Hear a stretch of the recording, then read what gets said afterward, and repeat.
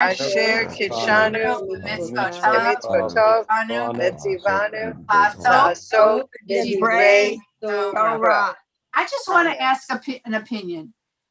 Once we go back to normal, will you prefer learning online weekly like the Torah, or would you rather come to a campus and study? What is your preference, do you think? Well, we're in Portland, Oregon, so it would be tough. I didn't know that. I love online, and to have the best of both worlds, just set up a camera while you're in class, whatever. But to lose the online for some of who work and all of that, would be hard. Okay. I would hate to miss your class, Rabbi. I love your class, and I definitely prefer Zoom for several reasons. Wow. Okay, so that's good to know. I would not easily be driving at 95. Yeah. I mean, I would, but I'd have to keep it a secret and never tell my children. Okay, good to know. Good to know. I'd say both. Yeah, I mean, some of you I know are out of town. Maybe we'll have to. This is the big question that's going to be what to do in person and what to do online, because you watch during lunch, Harold. So this is lunchtime for you, right? Yeah. All right. Well, is it difficult to do both? I don't think so. I don't know. I mean, that would mean that there would be like a big smart board in the room and people in the room at the same time. And then the people could talk from I just went to Browerman Elementary School, and they have actually that very thing where there are 15 children, 10 are in the classroom and 5 are still at home on a screen, and they're all participating at the same time. So yeah, I guess that would be the answer.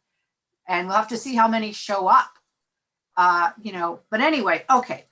So before we move on to Shlach Lecha, which is a big Torah portion for a lot of reasons, very important, because this is why we learn why the Israelites wandered in the desert for 40 years. It's in this Parshat. But before we do that, I had talked about last week, we didn't get to finish, about when Miriam and Aaron gossiped about Moses' wife, Zipporah. Only Miriam was afflicted with the punishment, which was leprosy. They called it a terrible skin affliction, not Aaron. And both Aaron and Moses were very upset. Moses gave that famous, it's the first Misha Berach prayer. 1 second, I'm going to call on you, Penina, 1 second. El na rafana la, God, please heal her. Don't let her get all full of scales and skin falling off. And God said, well, she has to wait a week. And in a week, she had to stay outside the camp. And then the Israelites did not leave. It says they just waited for Miriam to come back. And then they continued. So I'd asked you, why do you think Miriam got punished and Aaron didn't? And I wanted your opinion. Okay, Penina, do you have an opinion? Okay. It goes back also to the two people that became that spoke in a prophecy. Yes. So I was thinking that they actually said the same thing that Moses told them. Why do they, or Joshua told them, why would these people succeed? And Miriam at that particular time was afflicted with the plague. I think sometimes it's not what you say, it's how you say it.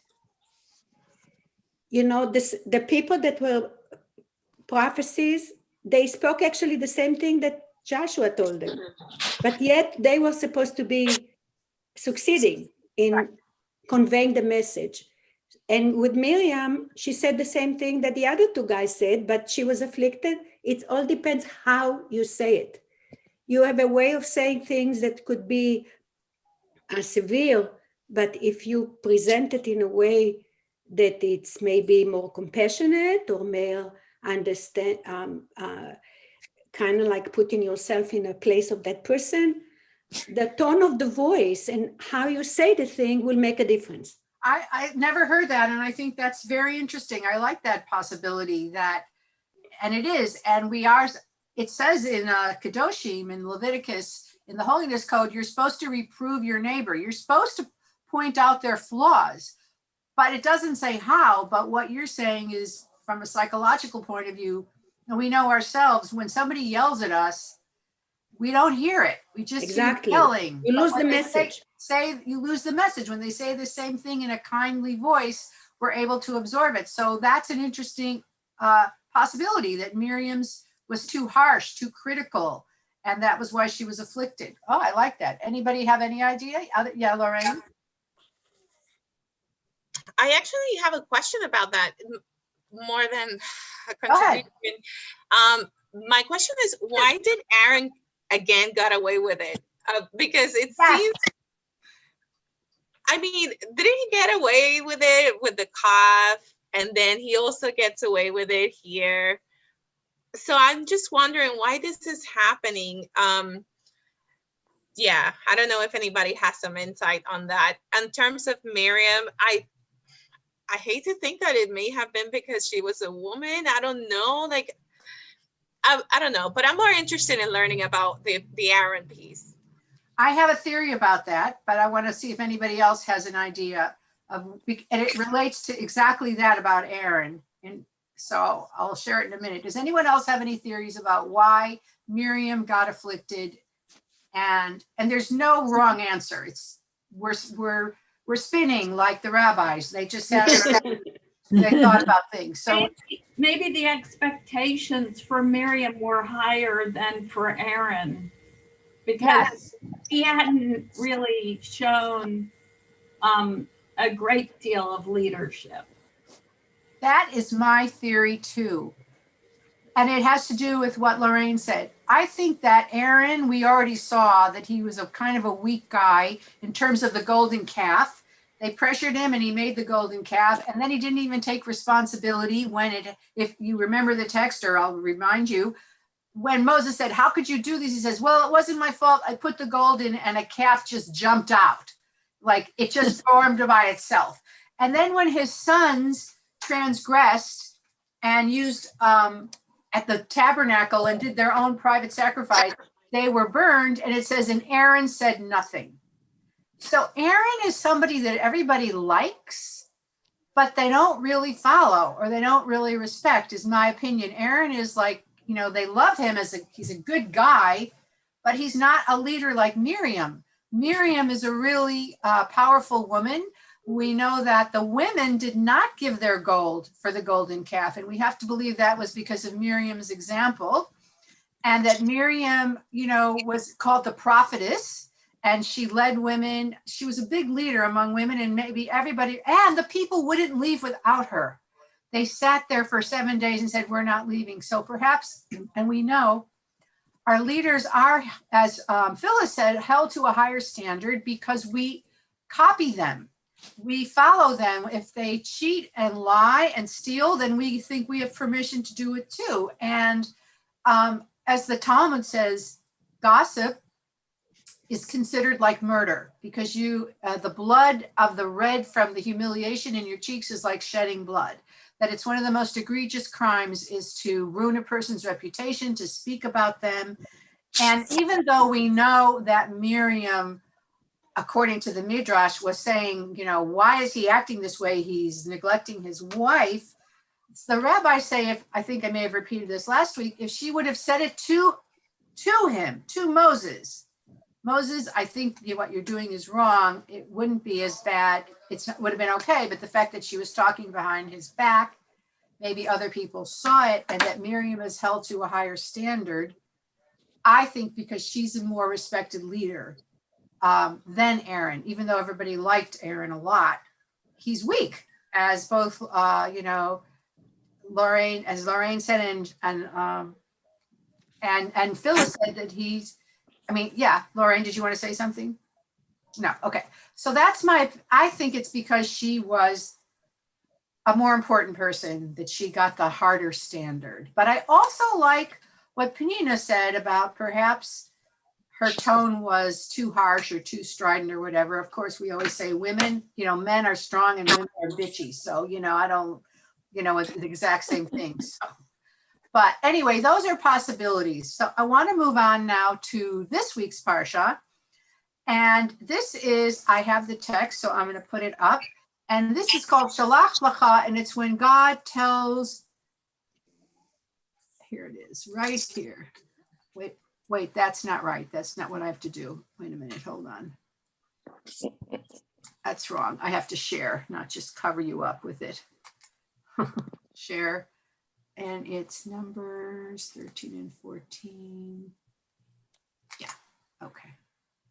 Share. Okay, so now where is everybody? Here you are. Okay, and let me move you. Let me get more people. Let me put it in the gallery. Okay, so Susan, could you increase the font? oh, Nice. I don't know if I can I? You generally can. View options at the top. Yeah, wait, I can do this. Yeah, I can do Hello?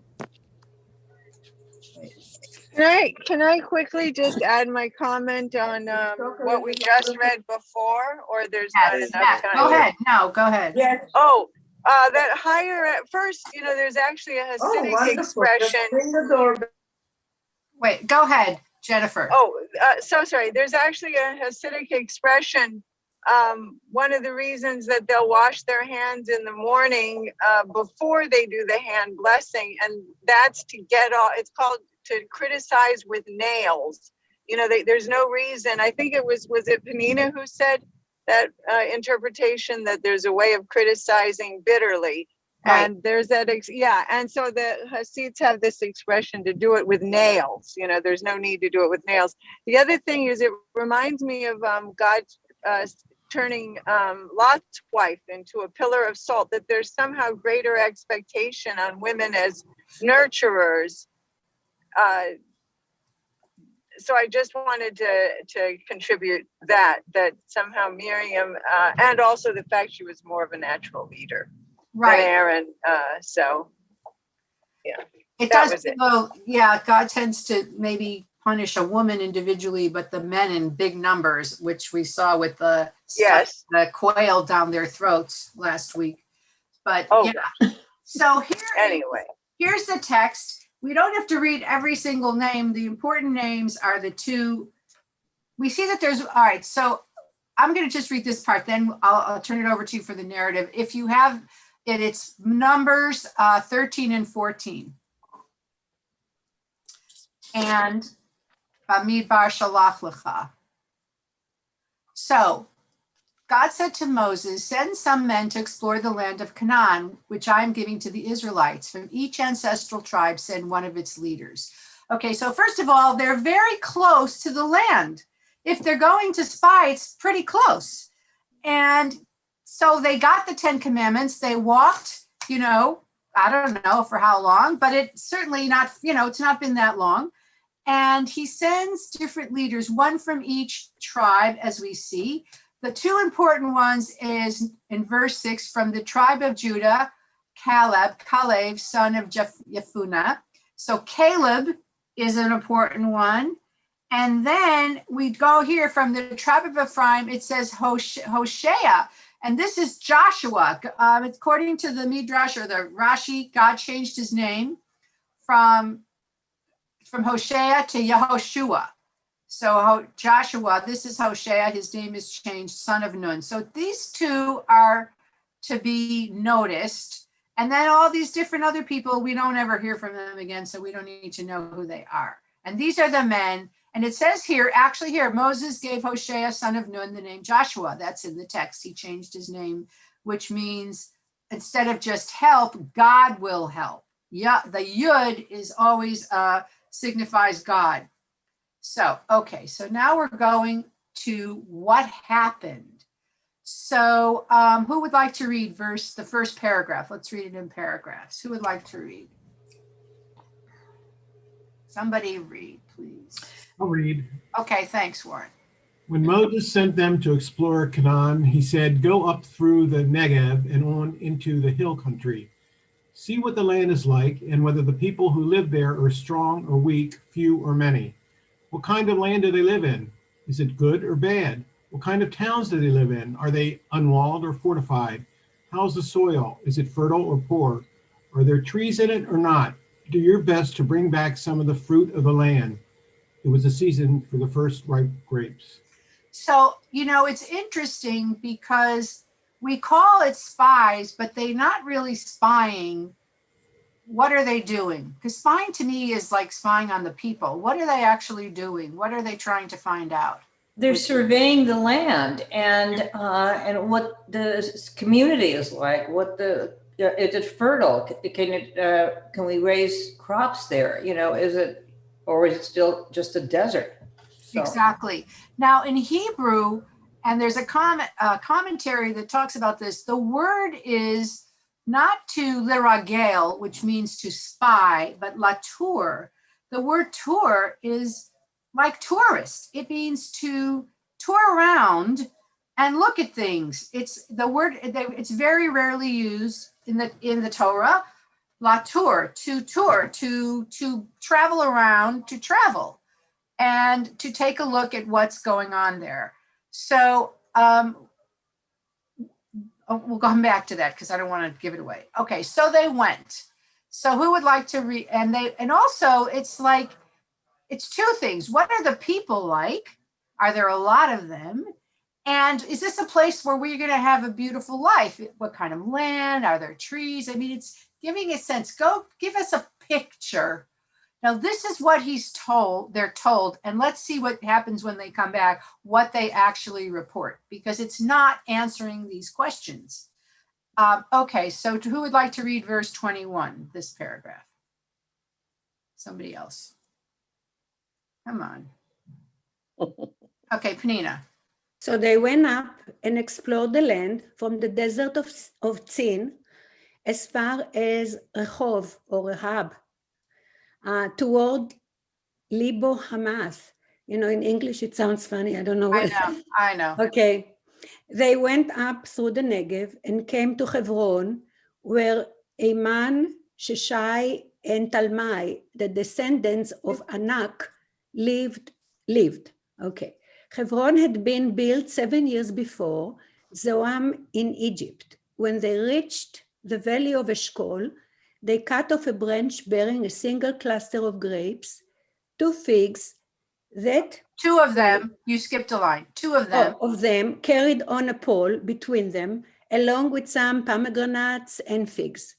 That place was called the Valley of Eshkol because of the cluster of grapes the Israelites cut off there. At the end of 40 days, they returned from exploring the land. Okay, any of you have ever seen that image of Israelites carrying the bottles of wine, you see it. Fruit? Yeah, it's on the wine, it's whatever, it's from this text. This is an image that we have from the text of they went all the way to Hebron. So that's pretty close to Jerusalem, which didn't exist at the time. It was not yet a city. But it's amazing that these are the same names that exist today. And they went and they explored and they saw where some people, the descendants of Anak, lived. What's Anak mean? Giant. Giants. So there's this, midrash that giants once roamed the earth. And these were their descendants, meaning what? Maybe they were tall. I don't know what that means. They don't really explain. Okay. So then they came back and here was their report. Who would like to read their report? Come on, someone. I can continue. All right, I can do it. We're at 26? Yes. They came back to Moses and Aaron and the whole Israelite community at Kadesh in the desert of Paran. There they reported to them and to the whole assembly and showed them the fruit of the land. They gave Moses this account. We went into the land to which you sent us, and it does flow with milk and honey. Here is its fruit. But the people who live there are powerful, and the cities are fortified and very large. We even saw descendants of Anak there. The Amalekites live in the Negev. The Hittites, Jebusites, and Amorites live in the hill country, and the Canaanites live near the sea and along the Jordan. Okay, so they talked a little bit about the land. Yeah, it's good land, but what was their big focus? What was their big focus in this report, Natalie? You're muted. You're muted, Natalie. The huge people, the giants. Well, the giants and all the other people, that there are all these people, lots and there of are many, people many different groups of people. Right. Many groups of different people. They all live there. We saw people and they're just talking about the people. Oh, the land is good. One sentence. Here's the fruit. But, oh my God, look at the people. There's so many people and there are some giants there. There Anak, there's the descendants of Anak, and then there's people, the Hittites, all these different groups live there. So what are you getting before we even go further in terms of their point of view? Positive or negative, would you say? Good place to live. Negative. Okay, Lorraine, yeah? I sense that they were afraid, that there's anxiety, but I also think that thinking about where were they coming from? They were coming from Egypt, where they were subjugated for so many years. There is already a sense of fear coming from that background. So I would think that made them focus on what was adverse to them rather than what was positive for them. But I think they were lying. Oh, you think they were lying? Oh, that's interesting. Why? Well, there's the word calumnies. Doesn't that mean lying? Calumny. Calumnies. Doesn't that mean lies? Where do you see that word? Well, I have a little different book. It's 32. Okay, go ahead. Read what you have. Number 32.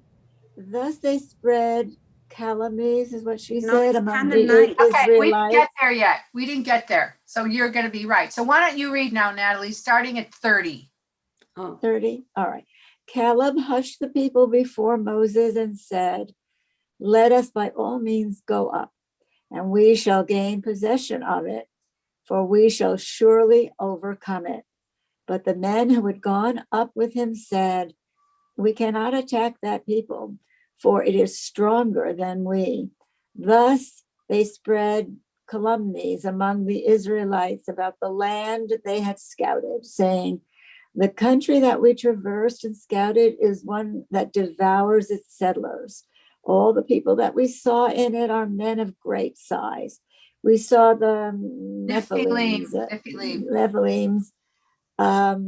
There were Anakites, are part of the Nephilims, and we looked like grasshoppers to ourselves. And so we must have looked to them. Okay. So I think they were lying. You think they were lying? What part was a lie? How these the people are so huge and so many. I think both. And why do you think they were lying? They were scared out of their minds. They were scared. They didn't want to go. They didn't want to go. Any other opinions about, do you think they were telling the truth? Do you think they were lying? Do you think, Roy, yeah? Do you have a comment? I don't know if they're lying. I think that they might have been just possessed with self-doubt or fear, and therefore they tended to exaggerate the appearance or qualities of the people that inhabited there, not inhibited there. So they had self-doubt and fear was what was driving their appraisal of the people in the country where they went. Okay. Anyone else have an idea of what, if they were lying or telling the truth? Jennifer. I don't think they were. Wait, Jennifer, then Susan. Let Jennifer do it. Oh, I just wanted to say, yes, I think that to themselves, this was their truth. People see things in different ways given their past. I agree with Roy that they're speaking what is true for them, that they would not, what vested interest would they have in lying? They have, what is strength and power? It's relative. It's relative. Susan? That's what I was going to say. I don't think it was a lie at all. I think that's what they felt, what they saw. We know just in people seeing a movie, for goodness sake, some people like it, some people don't. Their views of the other, color, and their own self-doubt colored their feelings. And calumny is not necessarily a lie, I believe. I think it's, bad. It's kind of like slander. Slander. It's the There same. you go. Thank Well, you. Yeah. But it's negative. It's a negative report. It's Negative is what they did. So it's like lying to it's me. not, well, yeah, it could be. I don't think we have to argue about that, but I think there's a key sentence. We seemed like grasshoppers in our own eyes. We seem like grasshoppers in our own eyes, and we look the same to them in this translation, but in Natalie's it says, and we must have looked the same to them. So what did that tell you about their own view of themselves? So they're not going to win, that they're too frail, they're too little. There is no way that they can go in there and conquer this land now. They're really scared. I mean, think about what they've been through up to now. And that's the whole purpose of this entire 40 years in the desert, and the consequences of just this lack of self-confidence and self-awareness and self-strength. You got 1.2 million people, all of which who have come from a slave environment and have been not able to manipulate their own lives in any way, shape, or form.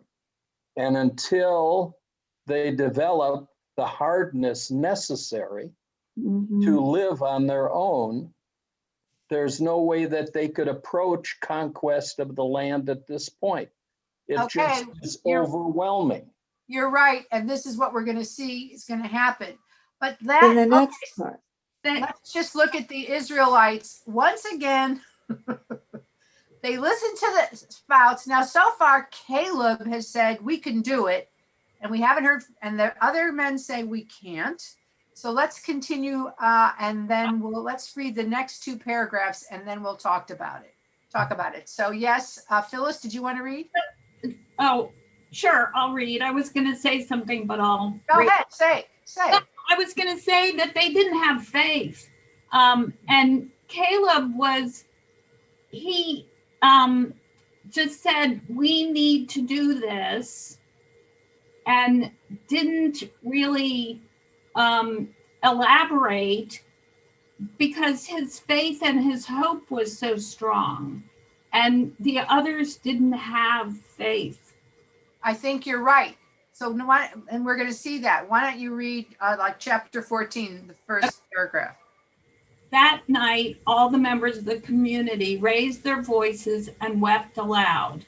All the Israelites grumbled against Moses and Aaron, and the whole assembly said to them, if only we had died in Egypt or in this wilderness. Why is the Lord bringing us to this land only to let us fall by the sword? Our wives and children will be taken as plunder. Wouldn't it be better for us to go back to Egypt? And they said to each other, we should choose a leader and go back to Egypt. Unbelievable. Yeah. Unbelievable. Pnina.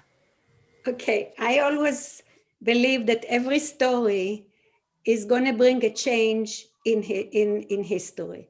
And this story actually breaks the ground for Joshua to emerge. Moses and Aaron are already, like everybody else, agreed that they also came from Egypt. So they might have a grain of doubt or not enough self-assurance that they can do it, and also older. So here is the setup now that we need a new leader, because there is time for war. There's going to be a war. That's how they enter any area, tribes against tribes. It went on forever. And they knew that they have to get into a situation of conflict. They're going to go into other people's lives and background and leaders And this is the background for the emergence of Joshua. I think you're right, but at this point in the story, they don't want a leader to take them forward. They want a leader to take them backward. Back. Yeah, They that's say what I mean. So they want- it's the same thing. We Right. want to go back to Egypt again, fantasizing, romanticizing slavery. Right, because it's safe, because it's known. When It's you're known. going into an unknown, it's So different. we can think about abusive relationships, whether spousal abuse or child abuse, where the abused still want to be with their abuser because it's comfortable, because it's familiar, it's because It's what familiar. they know, they Exactly. return over and over again. Uh-huh. And here they are, they're so afraid. If only we had died in Egypt. They're really, I mean, the last one, it was how good the food was in Egypt, remember? Yeah. Now it's like, oh, let's just go back. We're going to die here. They're so fearful. They're so fragile. Who said they were fragile? I think Phyllis. They're so fragile. They're so Tired. yeah, well, they're tired. That's an interesting point too. So now let's just see what happens. And then I have a question to ask you. Okay, Jeff, why don't you read verse 5? Okay. Then Moses and Aaron fell face down in front of the whole Israelite assembly gathered there. Joshua, son of Nun, and Caleb, son of Jephunneh, who were among those who had explored the land, tore their clothes and said to the entire Israelite assembly, "The land we passed through and explored is exceedingly good. If the Lord is pleased with us, he will lead us into that land, a land flowing of milk and honey, and will give it to us. Only do not rebel against the Lord. Do not be afraid of the people of the land, because we will devour them. Their protection is gone, but the Lord is with us. Do not be afraid of them." Okay, And this is a statement that's repeated 1,000 times as we go forward. Lack of faith in our own belief in our God that puts us in situations that are untenable. It's amazing. and so do you think, let's just push that a I little don't blame further. them. Lack of belief that, I mean, today, do we believe that if we just believe in God, things will work out? I mean, No. is that a reasonable, why do you think Caleb and Joshua had such faith and the other people didn't? What's the difference between Caleb and Joshua, do you think, and the other, that they saw different things? Because Joshua and Caleb don't even mention giants or whatever. So why do you think they saw something different than the other 10 spies? What's your opinion? I'd love to hear what people Remember, Joshua sat at Moses's foot and understood all the acts that happened, the miraculous events that Moses partook in. He was part of his belief system. And Caleb, similarly, was also involved in the structure of Moses and Aaron and had that depth of belief. But seeing it day in and day out, Joshua certainly had a rock solid base of belief by seeing the examples of what God truly performed. I think you're right. And also, remember I mentioned how the word latour is the text. It says you should tour the land or survey the land. And when you're a tourist and you're touring the land, what are you looking at? You're looking at the highlights, the good, The beauty. the best, or whatever. So there was an assumption, according to Rashi or one of the other commentaries, of course we're going to be successful, but you need, if you need to hear how beautiful it is, I'm going to have these reports for you. So you should be excited about going in there. They were never supposed to bring back negative reports or fearful reports. That wasn't even their task. But this is what struck them. And as Jeff said, all the miracles, all the things that have happened, just completely, they forget. It's like there's no money in the bank, as I like to say with my daughter. You know, you do good deeds, you get money in the bank for when you screw up. There's no money in the bank here. We're all bankrupt, I'm afraid. There's We're no in deep money in the trouble. bank with these people, because no matter what God does, they still can't, you know, stick with God. So I don't then, blame them. yeah. Can I Okay. ask a question? Yes. Here we have 40 years in which God winnows the people down, the non-believers, the expatriates of Egypt and slavery.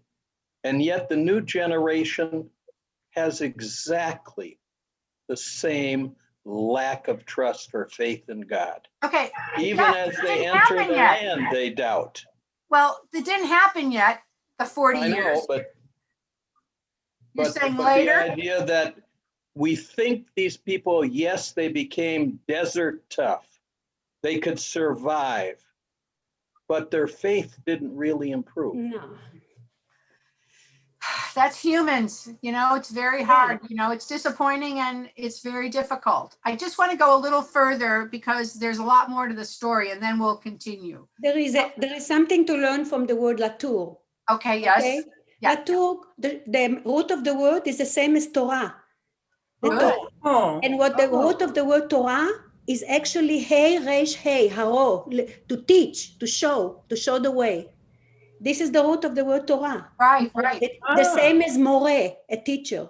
Right. So they sent those people not just to check out the land, also to learn from them. How can you live there? How can you survive in that area? So it's not just a matter of maybe they could have lived in peace with them and learn from them. They don't know yet whether or not those people are going to be bad or good. They just looked the same. I mean, not the same as them. They looked bigger, they looked stronger, but their way of life, that's what they needed to see. What made them live there? How do they learn to live in this country? You're right. And in 2 Parshas, next week is even get worse with Korach. But when we get to Balak, who's the king of the Moabites, he thinks the Israelites look really powerful and he's terrified of them. Exactly. So it's like everybody's the same. They're scared of the unknown, of the people they don't know. They're scared of the stranger, scared of the other. And so that causes a lot of problems we know today. Okay, so now. How do you deal with line 11 here? This is such a crucial line that it's hard for me to believe that, you know, anthropomorphizing God and all of the issues of human psychology. Okay, well, why don't you read that paragraph then, and then we'll get to 11. Go ahead. But the whole assembly talked about stoning them, and these are the spies. Then the president. No, where are you? Okay, verse 10. 10. Just on the left side of the page, 3rd paragraph. It's probably Joshua and Caleb they're talking. I see. Go ahead. Thank you. Then the presence of the Lord appeared at the tent of meeting to all the Israelites. The Lord said to Moses, "How long will these people treat me with contempt? How long will they refuse to believe in me, in spite of all the signs I have performed among them? I will strike them down with a plague and destroy them, but I will make you into a nation greater and stronger than they." So they really have to worry about God rather than these people they thought were huge. Even from a distance, they were huge. Yeah. Okay, so Jeff, your question? Well, the question becomes, God is ready to eliminate this task he's taken on himself of creating a people of his own. They have failed every test of belief. Right. What is it that's going to make him change his mind and keep these people? Well, you're going to see in the next paragraph, and it's since this is an anthropomorphic God, meaning a God with human qualities, Moses appeals to his human ego. So here it is. So who hasn't read? Who would like to read? Okay, Jennifer, verse 13. Verse 13, Moses said to the Lord, "Then the Egyptians will hear about it by your power, you brought these people up from among them, and they will tell the inhabitants of this land about it. And they've already heard that you, Lord, are with these people, and that you, Lord, have been seen face to face, that your cloud stays over them, and that you go before them in a pillar of cloud by day and a pillar of fire by night.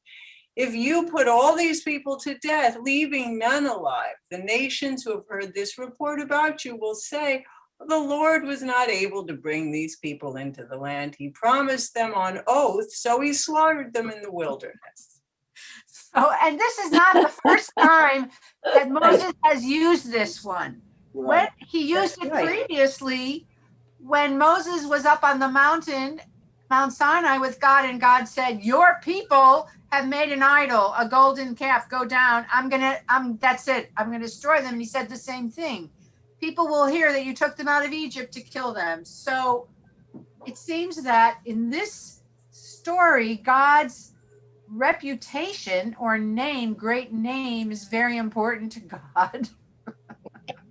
And this is what, and then Moses So ridiculous. assuages him with these compliments that God described God's self or himself. I don't want to say him, but whatever.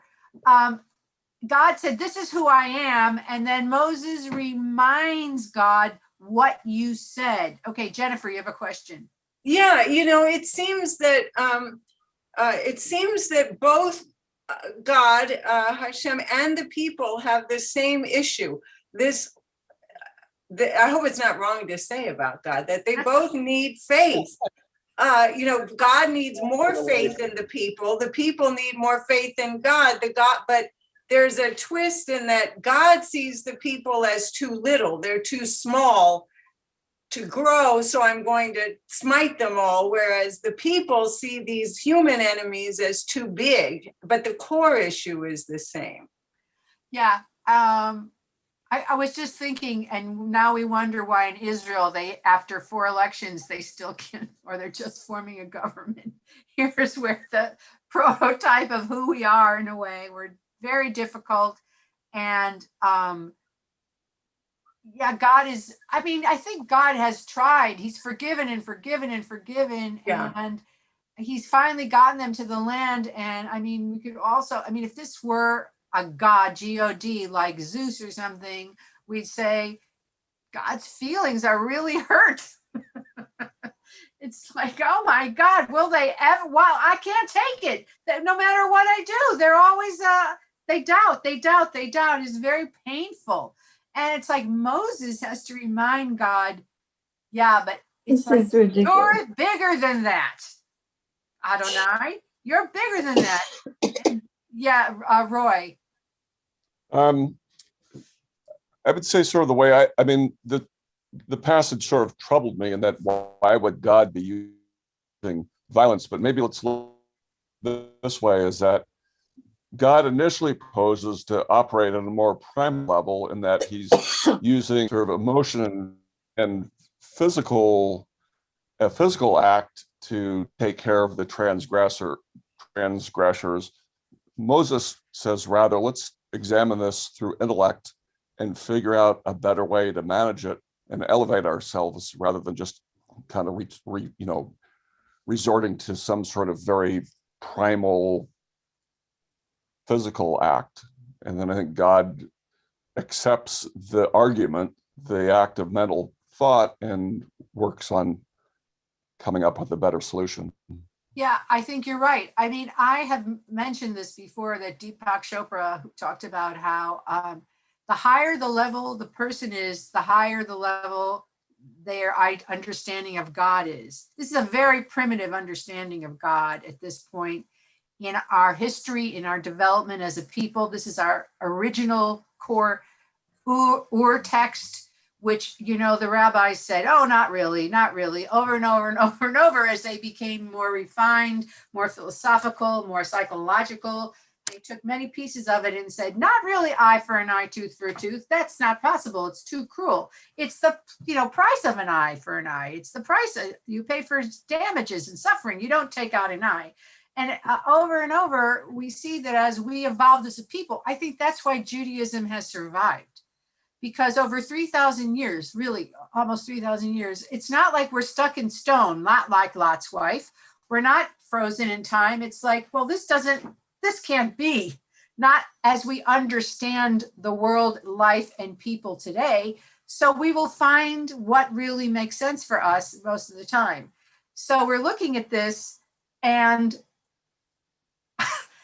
God is at this point, has hurt feelings, gets angry, feels insulted, and is very punishing. And it's the human, and that's what makes Moses so incredible. He manages God. He psychologically manages God. And look at what he does right now in verse 17. So who would like to read verse 7? Oh, can I just say just a few? Of course. First of all, welcome back, Jeff. Where are you? Thank you. I appreciate it. And I'm so glad to see you. And you came out of it. It looks looking well. I survived the surgery, and now I have to survive Torah classes. Well, I'm sure that was one. And I thank you for your comment too about Joshua. I was going to say that too, in addition to being by Moses' side, he was also there in battle. And if they're going to talk battle about getting into the land, remember it was holding up the hands when Moses got tired, when Moses was on the hill, and it was Joshua's to hold up the hand to give Moses strength there. So I see that as well. And then I thank Penina for that derivation. Would you just go back to Latour? Is it like Georges Latour, the artist? No. No. It means to tour. It's Taf Vav Resh, which are the first three letters of the word Torah. Okay. It's Hebrew. Yeah, I know it's Hebrew, but I The didn't. root, I was just the saying root is actually about a Torah that I hey, know. resh, Hey, to teach.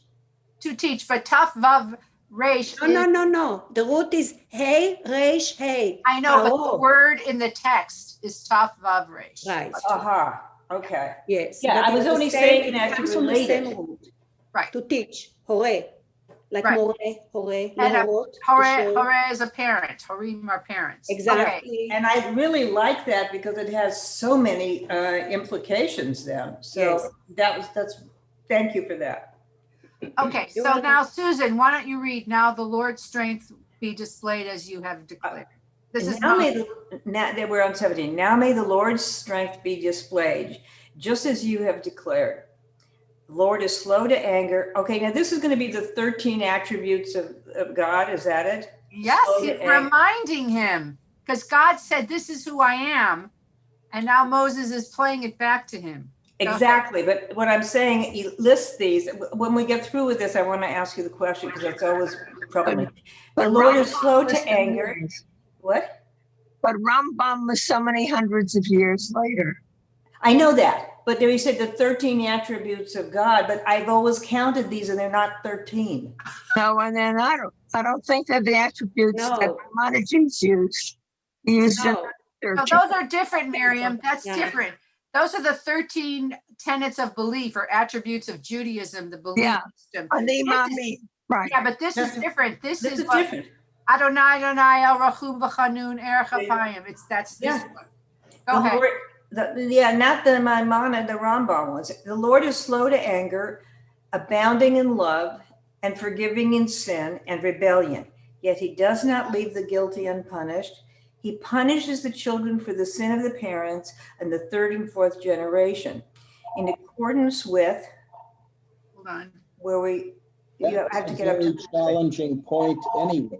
That sentence right there, you would have to form a significant opinion about whether that is something that's right or not. That you punish through the second and third generation. Is that justifiable? That's from love your. It's part of kavod. It's part of honor your father and mother. The 10 Commandments says the same thing. These are snippets from different things.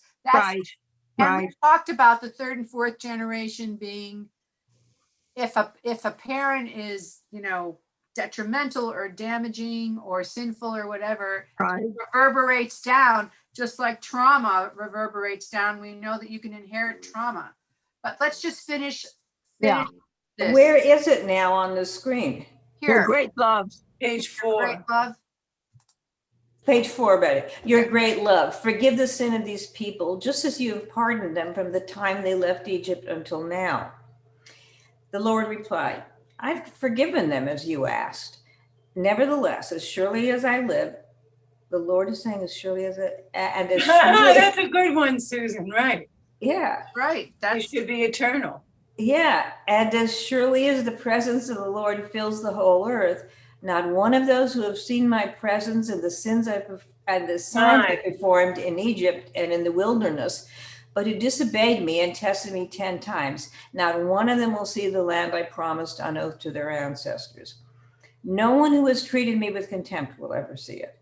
But because my servant Caleb has a different spirit and follows me wholeheartedly, I will bring him into the land he went to, and his descendants will inherit it. Since the Amalekites and the Canaanites are living in the valleys, turn back tomorrow and set out toward the desert along the route to the Red Sea. Now, he doesn't mention Joshua. I know, he doesn't mention Joshua. I don't know why, because we know Joshua is Moses's heir. Right. Oh, it says it later on at the very end. It says only ones who survived. Well, I guess it's, I don't know. It's not mentioned here, but we know that Joshua is really Moses' son. We never hear a word about Moses' actual biological children. Joshua is Moses' son. And he's like his adopted son, his heir to everything, his, who's been with him all along. But I think it's interesting also that Moses, also, to be honest with you, I never really noticed that it said in accordance with your great love. I don't remember realizing that God loved the people. I've never heard I can't remember where it says God loves at this early time. The book of Numbers or earlier, God loves the people. But this is the first time I'm seeing it where Moses says, because of your love, forgive these are your people, forgive the sin as you have pardoned them from the time they left Egypt until now. It's very interesting to bring love in here. So we're getting, God is constantly being redefined through the narrative. And we know by the time we get to the next book, Deuteronomy, which was written 400 years later, it was written 400 years later by completely different writers. The Israelite understanding of God has evolved. It's more sophisticated, and there's a lot more love. There's V'ahavta in there. There's the Shema in there. There's unity. There's love God. And so we're watching our idea of God, Hashem, Adonai, evolve as we evolve. I mean, when you live in a land, you can think about how you're going to live somewhere. And then when you move there and live there, it's a completely different experience, and it's some of it's better than you thought and some of it's worse than you thought. And then when the writers, and I think one of the theories is that it was the prophet Jeremiah who wrote it. He had been through a lot. He had seen a lot, and he had an understanding of the people that was a completely different generation than these people. So I think it says, in the next paragraph we'll see. So we're going to finish this. Susan, we're almost done. One thing, the Etz Chaim doesn't say love, it says kindness, because of your great kindness. What's the word in Hebrew? Chesed? Oh, it's so small. Let me look. Chesed is loving kindness. Yes. Which is stronger than love. But loving chesed is a different quality. Chesed is loving kindness and compassion. It's not unconditional love. It's not just I love you. It's like I understand you. You're flawed. I accept you. I'm going to help you. Yes, Panina. It brings me back to the same situation that we were discussing before. It all depends of the approach and the tone of voice and how you say it. Absolutely. We know now that through love you can get a lot more than when you are hitting somebody. And we see that God responds to Moses's tone of voice. Absolutely. Okay, so So let's continue because I'll read, Susan. okay, go ahead, Miriam. 26. The Lord said to Moses and Aaron, how long will this wicked community grumble against me? I have heard the complaints of these grumbling Israelites. So tell them, as surely as I live, declares the Lord, I will do to you the very thing I heard you say. In this wilderness, your bodies will fall. Every one of you, 20 years old or more, who was counted in the census and who has grumbled against me. Not one of you will enter the land I swore with uplifted hand to make your home, except Caleb, son of Yefuneh, and Yehoshua, son of Nun. As for your children that you said would be taken as plunder, I will bring them in to enjoy the land you have rejected. But as for you, your bodies will fall in this wilderness. Your children will be shepherds here for 40 years, suffering from your unfaithfulness, until the last of your bodies lies in the wilderness. For 40 years, 1 year for each of the 40 days you explored the land, you will suffer for your sins and know what it is like to have me against you. I, the Lord, have spoken and will surely do these things to this whole wicked community, which is banded together against me. They will meet their end in this wilderness. Here, they will die. Okay, so God saying, And all what- right. And what happens to compassion? And what Yeah. happens to forgiveness? Well, he didn't And wipe what them out. happens to the better qualities of God? He didn't wipe them out. He wanted to kill them all and start again with Moses. Well, he So- saved two. Well, he didn't kill them. They're going to live their lives. They're going to live out their lives. They're just not going to get into the land, but they're going to live a harsh life in the desert, but he's not wiping them out. He's not afflicting them with plagues. Or in the next chapter, Yeah. literally the earth Yeah. swallows the people up. Yeah, exactly. You know, maybe Yes, Jennifer. maybe it's also that, for instance, going back to where the sins of the fathers are going to be visited down generation to generation. You know, perhaps another way of looking at this, or in addition, is that God is acknowledging it's not necessarily his commandment that this is going to happen. He created human beings. He knows, you know, who hasn't said, oh yeah, I remember his grandfather was the one who robbed the bank and, you know, cheated. And so the same thing with this here, that God knows somehow that the people who were way underestimating their own potential and making these other giants, they wouldn't have the capacity to do what it takes to brave what needs to be faced in order to enter the land. And they will need to wander around. And raise a whole new generation. So he said, Yes. the children you said would be killed, they're going to inherit. They're going to get exactly what you were supposed to get. So he's actually giving them the blessing. He's not cursing them. But this is like the whole source of the 40 years in the desert. It was from this event. And then what happens now, of course, is the people say, okay, we'll go. We believe we'll go. And then God says, no, it's too late. Don't go. And they go and they try to fight. That's within that last two paragraphs. And they lose. I mean, they lose and they try to do a battle and they lose because they don't take the Aron HaKodesh, the ark with the 10 commandments. That sort of was always what they brought with them for battle. Yes, Lorraine. Yeah, what I'm noticing here, and I had a question about that before, is like God is excluding also Moses and Aaron while he's speaking to them.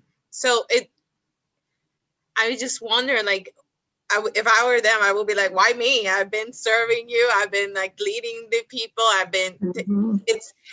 He was very specific, God, that only Joshua and Caleb were going to move forward along with the young ones. Moses and Aaron, although he was speaking with them, they were not included as people who will be joining into the land. And I don't know, like that, I just think about the weight of that on them and moving forward, leading the community. I don't know.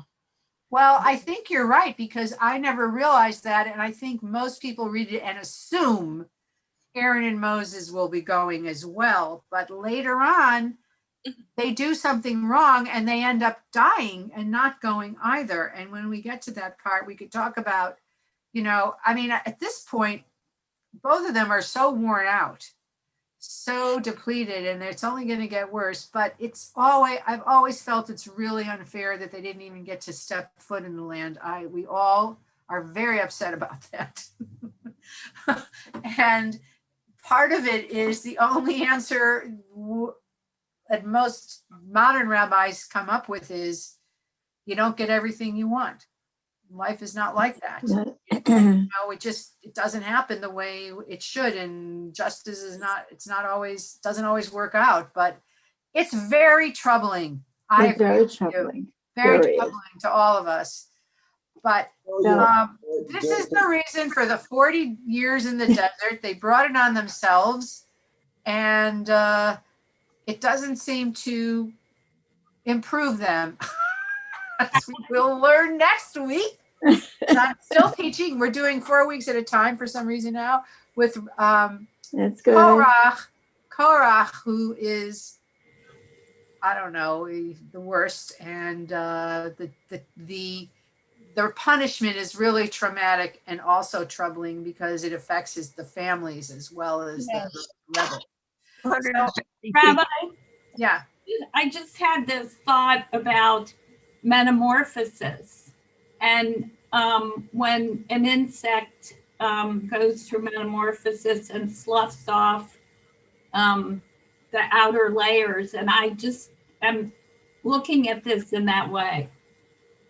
Yeah, I think it's right. I think that's nice if they would go into the land and live peacefully, but they don't.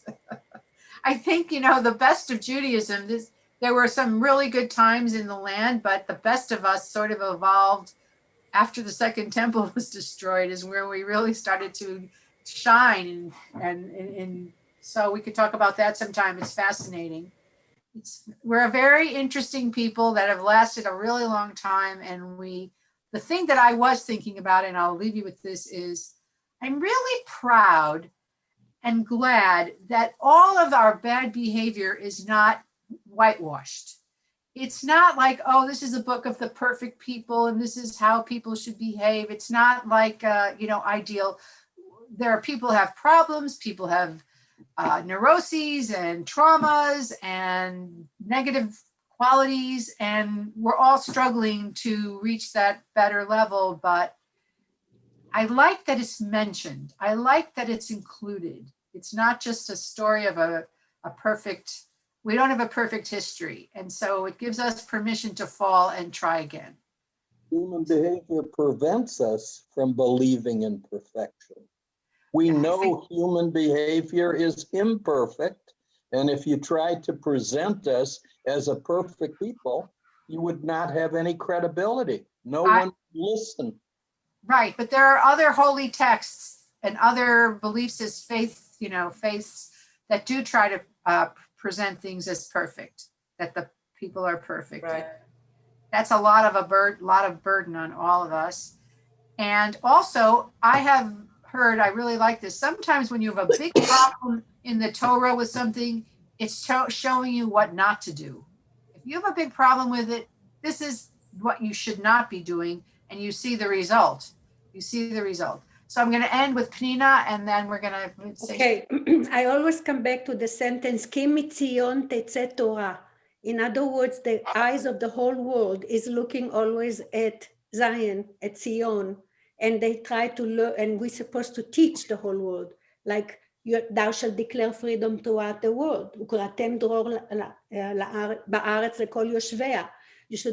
We should be teaching the world how to, the world was supposed to look at us, for example, and because of this divine inspiration that we're supposed to learn from. Well, we can learn it. And yet we ourselves we're only trying all the time. We're trying some. If everybody is going to take on himself this role that is supposed to be the example, then we're really going to reach an amazing point in everybody's life. But I want to tell you Mutar. something. You know, the CEO of Pfizer is a son of Holocaust survivors. And when first he came with the Pfizer, the sentence said that the country that destroyed is, now he's saving the whole country of the people who destroyed his people. So and when he was asked in an interview, what about the feeling of revenge or sadness or bitterness? He said, move on, move on. In other words, this is not what we're going to dwell on. We're supposed to always try to be the best and try to be a good example, and that's it. And not just for the whole world, for ourselves, for our immediate surroundings. And if we always come up from that point that yes, the whole world is looking at us, then it's a good good reason to really be good and be fair and be the best that you can be. Thank you. Okay, I'm going to wish you all Shabbat Shalom. Watch Shahachiyanu Shabbat tonight at 6. It's beautiful. We pre-recorded it. It's a beautiful service. Okay, Shabbat Shalom. See you next week. Shabbat Shalom. Thank you. Shalom, everyone. Shalom. Welcome back, Welcome Jeff. back, Jeff. Bye.